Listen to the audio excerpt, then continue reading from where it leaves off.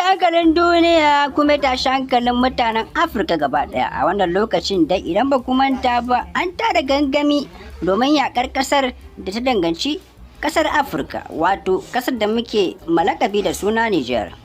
Idan ba ku manta ba a wannan shekarar ne dai aka yi ma Nijar juyin mulki. To kada ku shafa ku shagala ku bibiye mu a wata mai albarka mai taken suna Malaman Addini Hausa TV.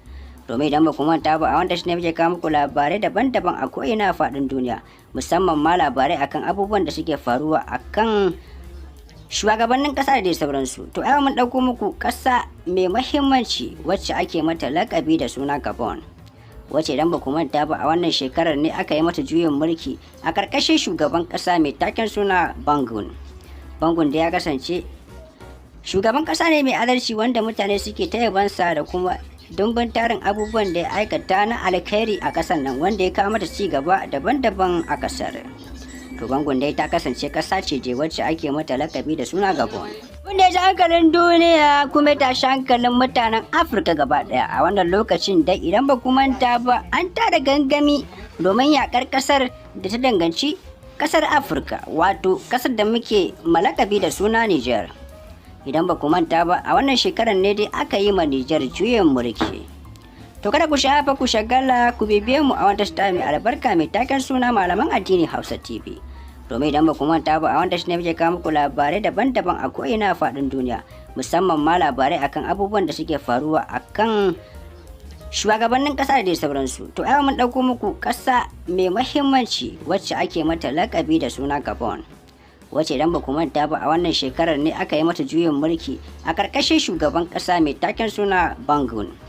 Bangun da ya kasance shugaban ƙasa ne mai adalci wanda mutane suke ta yabansa da kuma dumbin tarin abubuwan da ya aikata na alkhairi a ƙasar nan wanda ya kawo mata ci gaba daban-daban a ƙasar. To Bangun dai ta kasance ƙasa ce je wacce ake mata lakabi da suna Gabon.